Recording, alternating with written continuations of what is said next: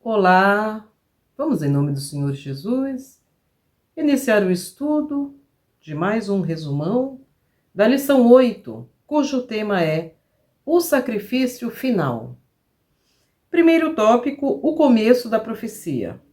Perguntar quando a profecia das 70 semanas ou 490 anos começa.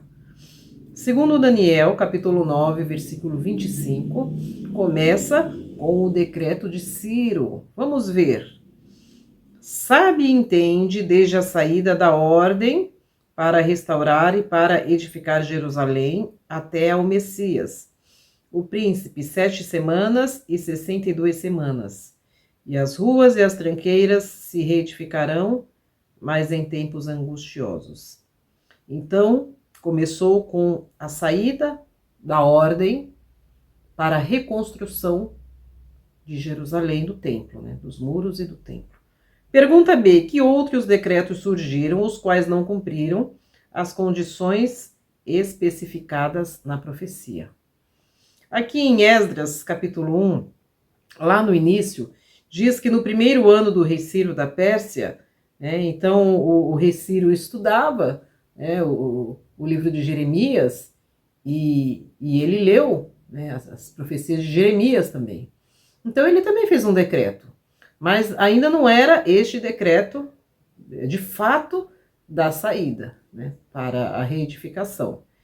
E o rei Dario também, ele mandou fazer uma pesquisa, aqui diz um texto em Esdras 6, lá no versículo 1, nos arquivos da Babilônia. Essa pesquisa foi mandada fazer pelo rei Dario. E lá ele encontrou um rolo na cidade de Ecbatana, na província da Média, e nele estava escrito um decreto do rei Ciro, que o rei Dario comunicou. No primeiro ano de seu reinado, o rei Ciro promulgou um decreto acerca do templo de Deus em Jerusalém, nestes termos. Mas nós podemos conferir que o decreto de fato, que começou a contagem no ano 457 a.C., podemos ver lá em Neemias, capítulo 2, versos de 1 a 8. Vamos agora à pergunta C, que diz: qual é o único decreto que cumpre a condição de restaurar todo o sistema da Judéia, incluindo o restabelecimento da autoridade religiosa e judicial, além do financiamento necessário para manter tudo isso funcionando? Então, nós vemos que agora, esse decreto realmente, que começou a contagem, foi um decreto amplo, Vamos ver aqui em Esdras, capítulo 7, mas vamos observar aqui no versículo 12, que diz: ao sacerdote Esdras, escriba da lei de Deus dos céus, paz e prosperidade. Então diz assim: estou decretando que qualquer israelita em meu reino, inclusive sacerdotes e levitas, que desejar ir a Jerusalém com você, poderá fazê-lo. Você está sendo enviado pelo rei e por seus 7 conselheiros para fazer uma investigação em Judá e em Jerusalém com respeito à lei do seu Deus, que está nas suas mãos. Além disso, olha só no versículo 15, você levará prata, ouro, que o rei e seus conselheiros voluntariamente ofereceram ao Deus de Israel, cuja habitação está em Jerusalém. Olha a amplitude desse decreto. E lá no versículo 25 diz assim: e você, Esdras, com a sabedoria que o seu Deus lhe deu, nomeie magistrados e juízes para ministrarem justiça a todo o povo do território a oeste do Eufrates, a todos os que conhecem as leis do seu Deus, e aos que não as conhecem, você deve ensiná-los. Então, realmente, este decreto de Ciro teve uma amplitude, como diz a pergunta, cumpriu a condição de restaurar o sistema, restabelecer a autoridade religiosa e judicial, muito importante, e judicial também, e houve financiamento para tal ato. Vamos agora, ainda para fechar esta pergunta, ler o finalzinho da nota, que diz: tomando 457 a.C. como sendo a data da conclusão e expedição do decreto, todas as especificações da profecia referentes às 70 semanas se cumprem. Vamos agora ao segundo tópico, o Messias revelado. Pergunta A. Quando o Messias se revelou, mostrando que a 70ª semana já havia começado, qual era a idade de Jesus quando essa linha do tempo começou? Nós podemos ver em Lucas, no capítulo 3, no versículo 23, temos a resposta. E o mesmo Jesus começava a ser de quase 30 anos, né? Sendo como se cuidava filho de José e José de Eli. Então aqui diz que Jesus tinha quase 30 anos. Vamos à pergunta B. De que modo Jesus revelou essa profecia como sendo um aspecto chave do seu ministério e do Evangelho eterno? Lá em Marcos, no capítulo 1, versículos 14 e 15, diz assim: E depois que João foi entregue à prisão, veio Jesus para a Galiléia pregando o Evangelho do reino de Deus, dizendo... Olha aqui qual é a mensagem. O tempo está cumprido e o reino de Deus está próximo. Arrependei-vos e crede no Evangelho. E aqui, no início da nota, diz que o próprio Cristo enviou os discípulos com a mensagem: o tempo está cumprido e o reino de Deus está próximo. Arrependei-vos, e creiam no Evangelho. Essa mensagem se baseava na profecia de Daniel 9. Mensagem de arrependimento, porque o tempo estava se cumprindo. Terceiro tópico diz o cumprimento da profecia. Perguntar: com o que Jesus estava preocupado durante o seu ministério e o que ocorreu exatamente no tempo indicado? Jesus estava preocupado em fazer o bem, curar, fazer milagres, né? Levar a mensagem de arrependimento, como vimos na pergunta anterior. Esta era a preocupação de Jesus. E o que ocorreu exatamente quando Jesus estava na cruz, que Jesus disse assim: está consumado. Então, ali cumpriu uma importante parte no plano da redenção, que estava profetizado nas 2.300 tardes e manhãs e em outras profecias também. Com a morte de Cristo na cruz, cumpriu-se exatamente no tempo indicado. Pergunta B. Como essa profecia também revela o ano exato do cumprimento do restante dos 2.300 dias? Nós entendemos, estudando as profecias, que o fim das 70 semanas se dá ali no ano 34. No ano 33, fazendo as contas, mas havendo um ajuste de meses, então consideramos o ano 34. E ali com a morte de Estevão, com o apedrejamento de Estevão, então aquele tempo foi aqui o final do tempo determinado para a nação judaica, Então ali, como nação, as bênçãos foram retiradas, aí terminou o tempo dos judeus como nação, com o apedrejamento de Estevão. E podemos ver também uma explicação na nota, no segundo parágrafo, que explica melhor. Sendo assim, o início das 70 semanas foi fixado, sem dúvida, em 457 a.C., como já vimos nas perguntas anteriores. E o seu fim no ano 34, com a morte e o apedrejamento de Estevão. Com base nesses dados, não há dificuldade para encontrar o término dos 2.300 dias. É só fazermos uma conta. Então, se nós, ao diminuirmos 70 semanas, que são 490 anos, dos 2.300 dias, faz uma conta. 2.300 menos 490. Nós vamos ter 1.810 anos. Então, a partir do ano 34, continuando a profecia, 1.810 anos se estendem até 1844. Na verdade, novamente, até fazendo as contas certinhas da 1843, mas fazendo ali o ajuste dos meses, então cai 1844. Desse modo, os 2.300 anos de Daniel 8,14 terminam em 1844. Vamos agora ao quarto tópico, entrada legítima. Vamos ver agora o que aconteceu no final das 2.300 tardes e manhãs, no final da profecia. Pergunta A, o que é necessário para entrar na Cidade Santa? Primeiro vamos refletir. Quais as qualificações? O que é requerido para entrar na Cidade Santa? Vamos ver em Apocalipse 21, 27. Lá diz que o nosso nome precisa estar escrito no livro da vida do Cordeiro. Quem não estiver com o nome no livro da vida do Cordeiro não entrará na Cidade Santa. Não será salvo.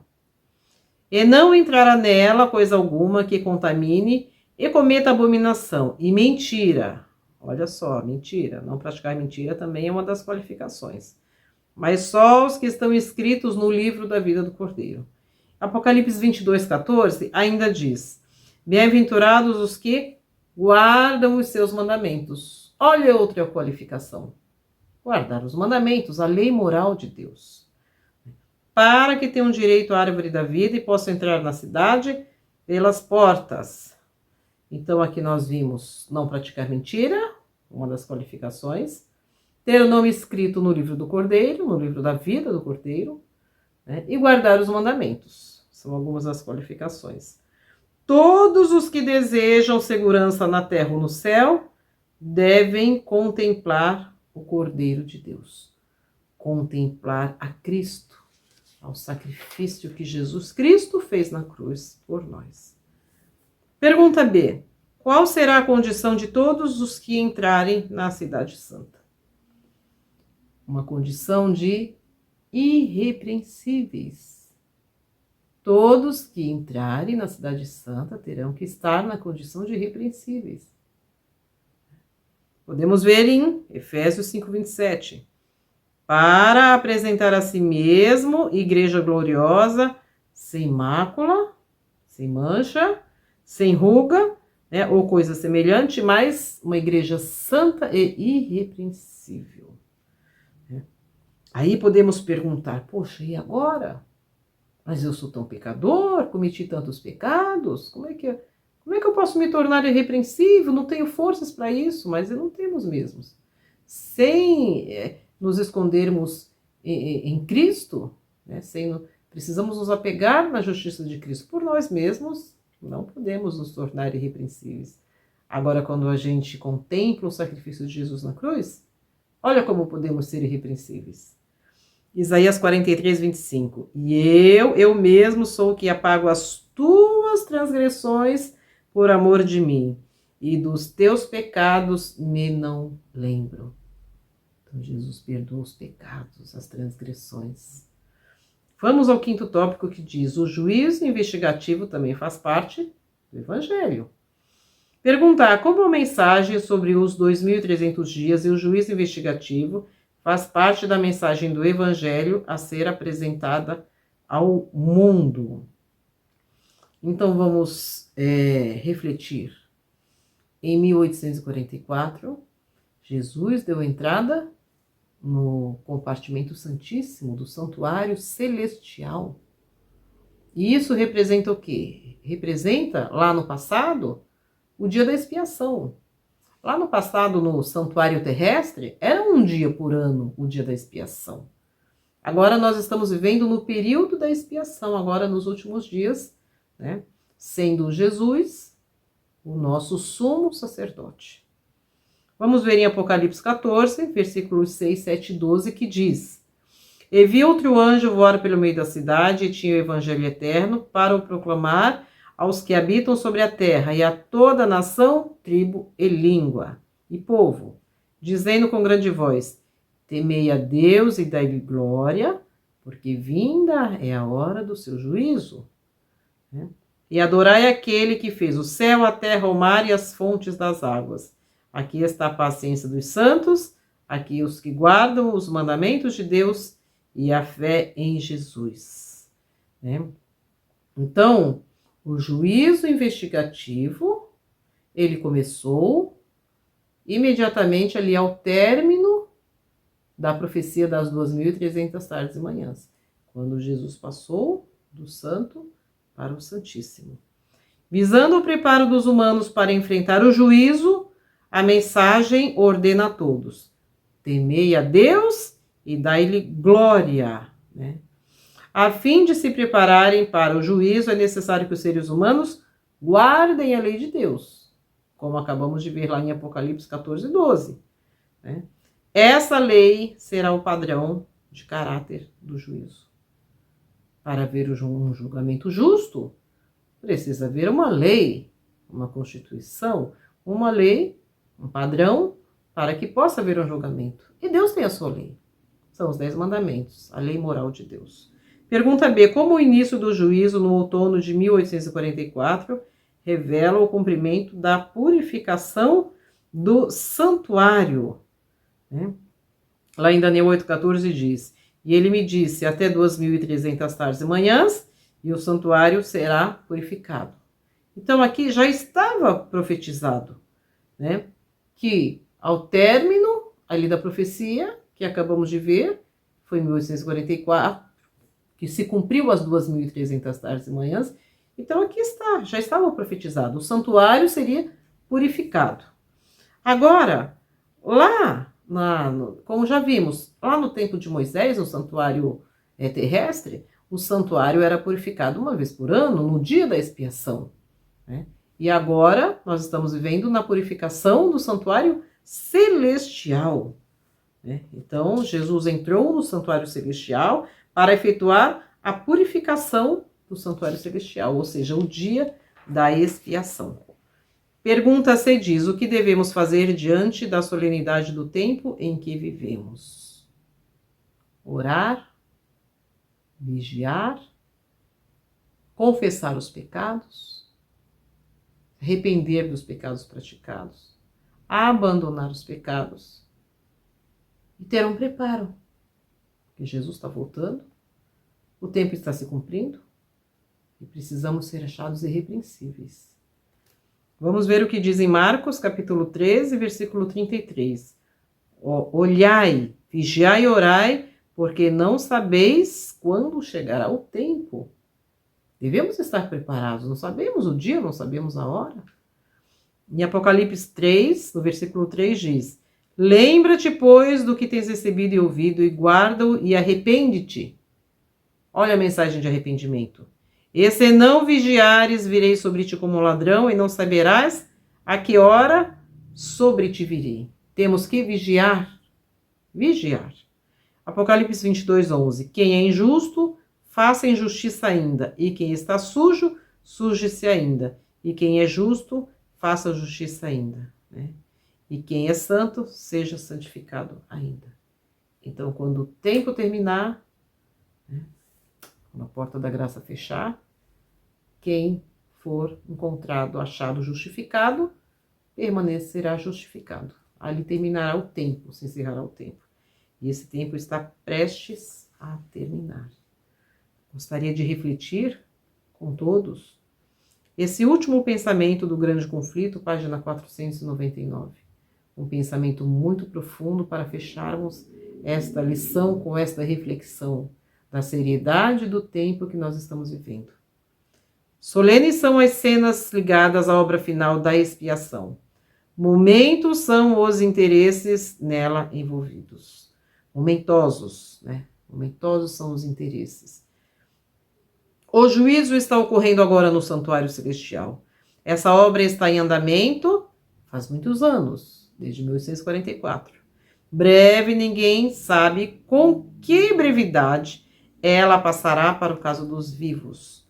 Nossa vida será examinada perante a augusta presença de Deus. Quando a obra do juízo investigativo se encerrar, o destino de todos terá sido decidido, ou para a vida ou para a morte. Por isso que temos que vigiar, orar, porque não sabemos o momento em que se encerrará a nossa oportunidade. Não sabemos o momento em que o nosso nome será passado em revista. Então, precisamos vigiar que o Espírito Santo possa permanecer com todos. para que possamos continuar no caminho, sem nos desviar nem para a direita, nem para a esquerda. Continuar à frente e olhando para cima, rumo ao Canaã Celestial, rumo à Cidade Santa. Bons estudos da lição a todos, amém.